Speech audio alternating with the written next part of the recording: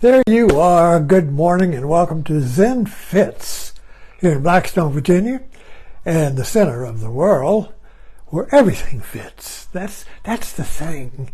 When you're not at the center of yourself, nothing fits. When you are at the center of yourself, everything fits. It's the same world. It's the same you, the same ego or sense of self. One moment nothing fits. The next moment, everything fits, but it's the same world. What happens? How does that happen? Let's look.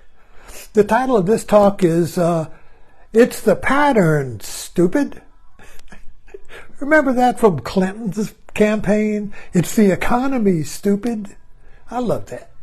It's people may take offense, or not understand, but we're going to talk about the pattern. It's the pattern, stupid. Now, the problem is the modern mind, us, in this fishbowl. I was going to look for something here. Anyway, the fishbowl is, look at the metaphor here. The mind is like a fishbowl, and culture is like a fishbowl, and all we know is what's in the fishbowl. So we see fish and things running around. That fish is good. That's bad. I'm going to eat that. I'm not eat that. I'll go with this school. I won't go with that school. Got little statues and buildings in here. We swim around.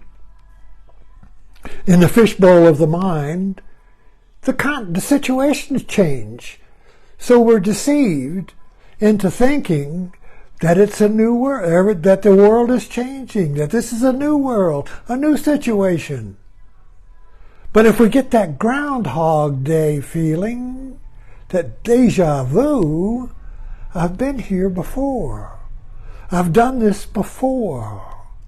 I've seen this happen before. It was different, but it feels the same.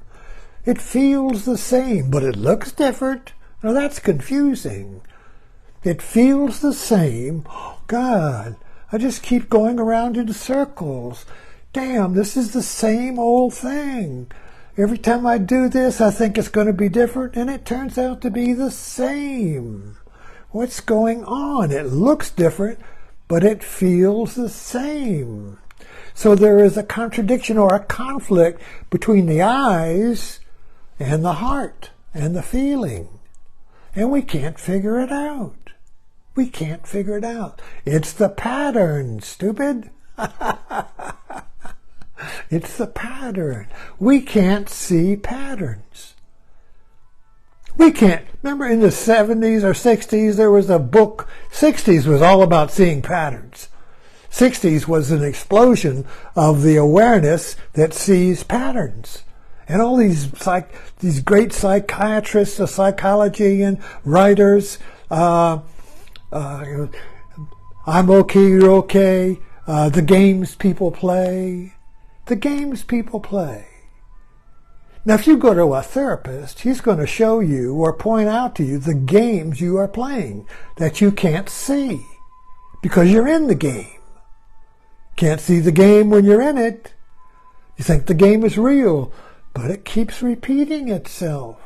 I keep doing the same argument with this person. I keep doing the same pattern. I keep having the same feelings with this person. It always comes out the same, yet it looks different. It's the pattern, stupid. It's the pattern. We can't see patterns anymore. The modern mind can't see patterns. It's lost that capacity. Why is that? Well, the modern mind basically is a rational mind. It was the objective mind that was born and became dominant with the birth of science and Descartes and Newton, the scientific method. The scientific method, the science mind, is a mind that views the world as things. Science is the science of things. It's things. Everything, in order for science to work, it has to exist. A thing. It has to be measured. If you can't measure it, science can't work on it. It's not even there. Science won't even see it unless it's a thing. It has to be a form, a thing. Now this is a cotton ball. It's a thing. Now you can get a PhD in cotton. You can spend your whole life studying cotton ball. Oh, the history of slavery, textiles, the molecular struggle, the whole thing, you see. But it's a thing. It's over there. And for you to study it, you have to be here. I'm here. You're there. And the cotton ball is here. It's a thing. Study that, you see. But the cotton is also a pattern. This doesn't exist by itself in space as a thing, although we see it that way. I see this as existing in this room as a thing. It's right there. You see it. You see it looking here as this thing. It's over here in my room.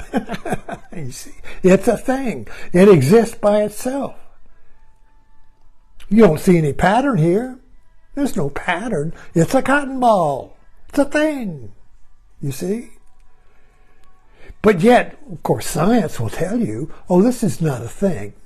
It's a pattern of if you open this up and look in the atoms, there's nothing there. It's all space. It's a pattern. All the molecules and atoms are patterns.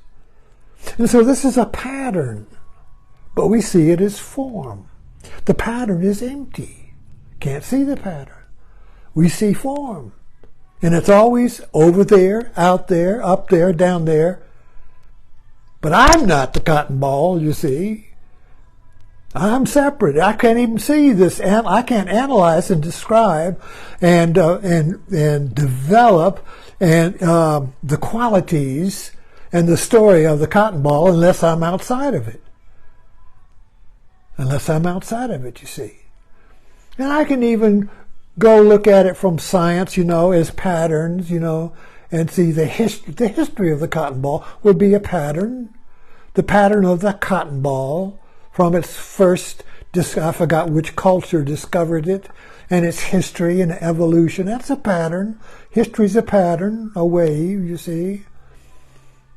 But it's the wave with the form in it. So we see the wave of the cotton ball, its history from beginning to now. And this cotton ball here is kind of like a cork on it, or it goes on the wave, you see. So I can see that pattern.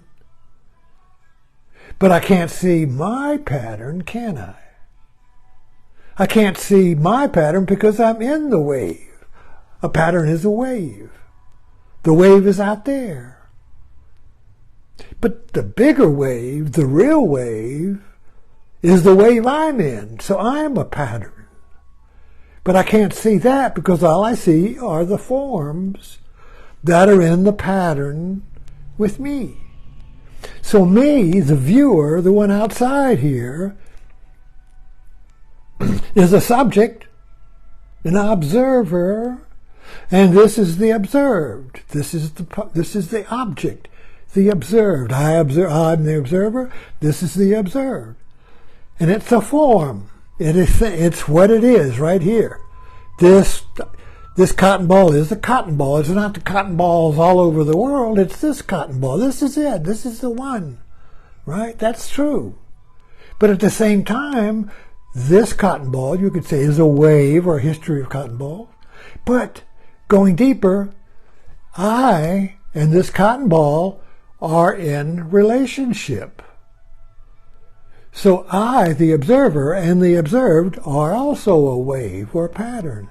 Now, what is that pattern? What is the pattern of the observer and the observed? I can't see it. Why? Because I believe that I, the observer, and the observed are real, are separate. They have to be separate because I'm observing the damn cotton ball. You see, it's separate.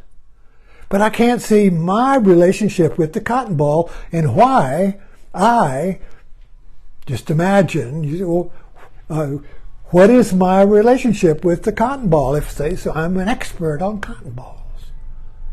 And I may get a little arrogant.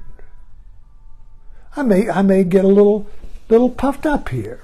You want to know about cotton balls? I'll tell you about cotton balls. You're wrong. Everything you know, that's a bunch of crap, you know. I know what the cotton balls are about. I'm the expert on that.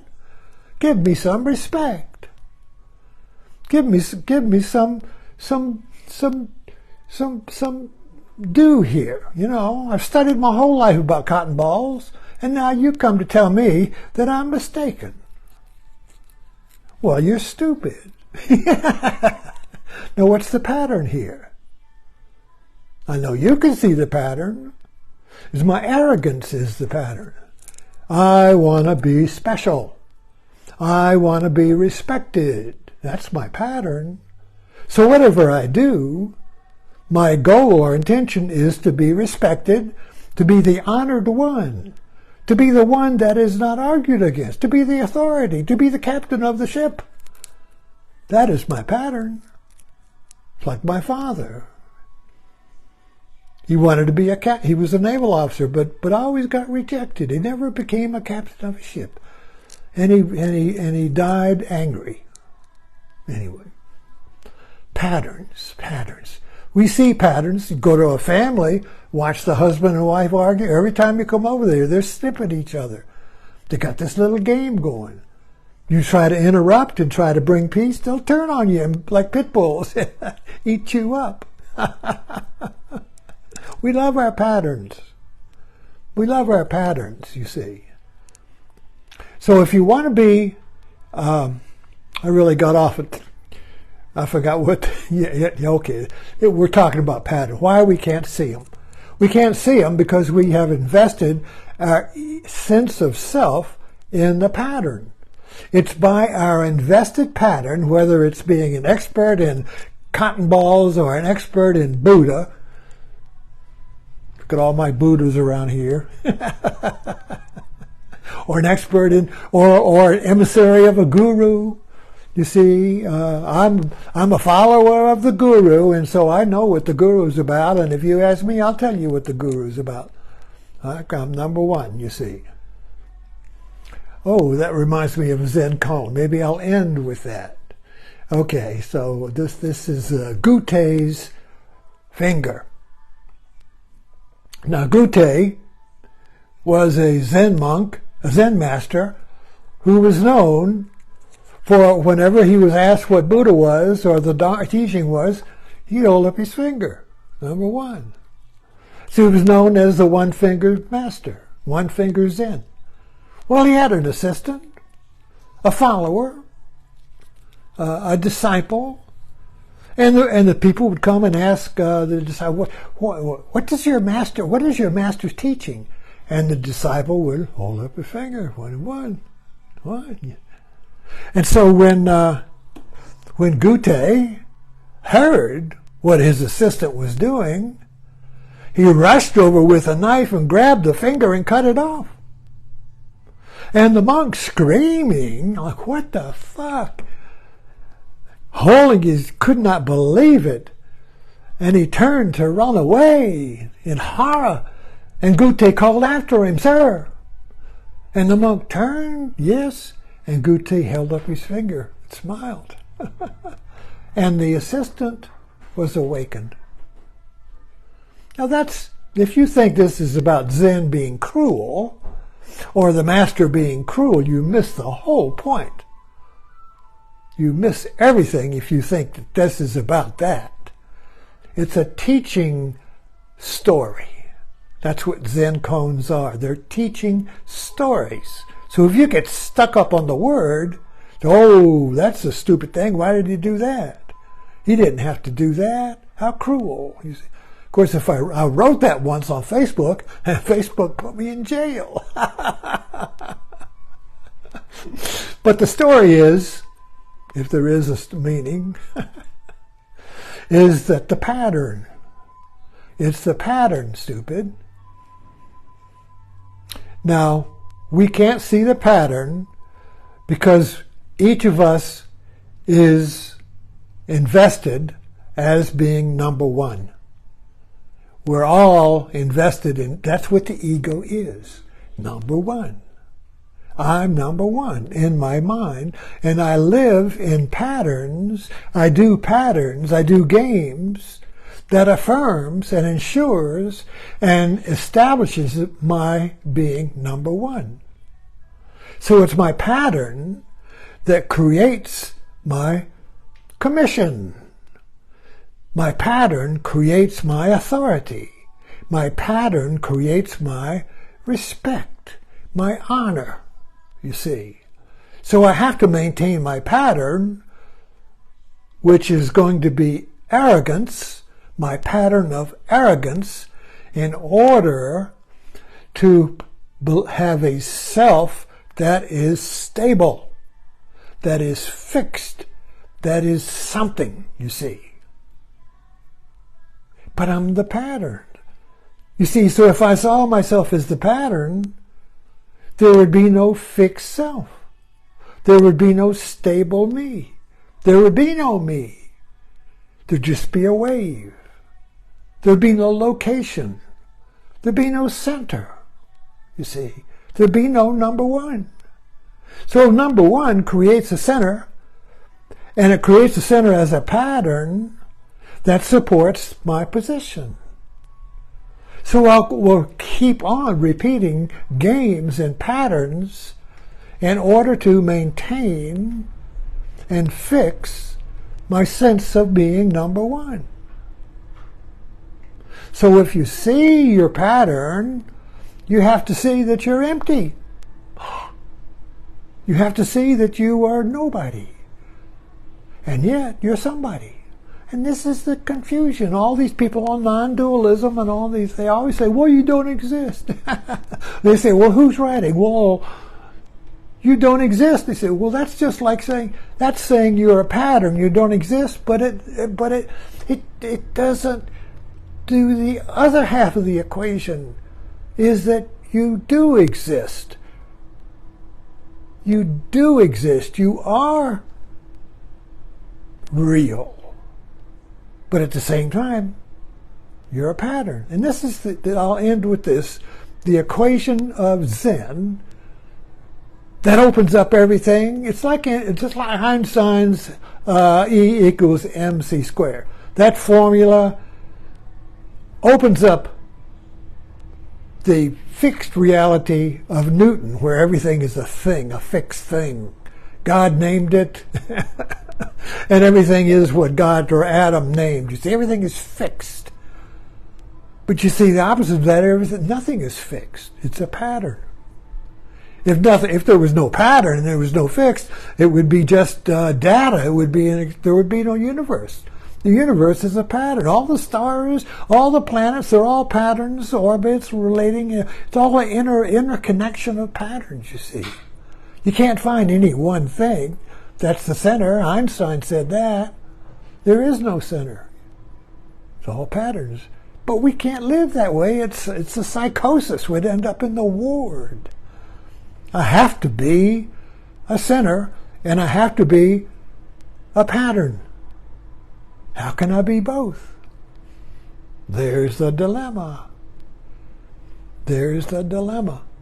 Our logical mind says you have to be one or the other. You have to be yang or yin. You have to be male, you have to be female. You can't be both. You have to be good or bad. You have to be a savior or the saint or the sinner. These opposites, you see. But what's the pattern? See, this is fixed. So what's the pattern? This is the pattern. This is a dynamic unity. This is a dynamic unity. And the reason we can't see it is because we can't see the ambiguity. I got to get out of this talk. We'll leave it with that. What am I? What am I? We are both pattern. It's like quantum. You look at a proton, and it's either a wave or a thing located in space. It's either a thing, a particle that you can look at or fix, or it's a wave that has no location. Whichever it is depends on the way the scientist creates the experiment. The scientist determines through his experiments that he chooses whether the proton appears as a particle or a wave. So, the yin-yang appears as white or black. The picture appears as the old hag. Here's her big old nose, her eye, and her mouth. Or the princess, the little eye, her nice little cheek, and her necklace, you see. The proton is a hag or a princess, a pattern or a thing. So which is it? Well, what am I? Depending on what you perceive. You're either a hag or you're either a princess. You're either no good, a sinner, or you're a saint. But you're both. They can't be separated. They're different, but you can't be separated. So the pattern in the form, you as a thing, you as a person, you as an ego, and the pattern in the games you play are different. You see the pattern over there? Oh yeah, I see the pattern. But then you see yourself, well, I'm here, and then the pattern's over there. You see, I'm here, and this is a pattern of a cotton ball. They're different, but they can't be separated. When you look at me, can you separate them? Can you take this cotton ball out of this picture and put it over there? No. Me and the cotton ball are one whole. In the context, the eye can see the cotton ball is over there, but when you look at me with the cotton ball, you can't separate them. It's one. Both are different, but they're one. They're different, but they cannot be separated. You could but see that. If you could but see that, you would no longer be stupid. No offense, please. It's the pattern, stupid. Thanks for dropping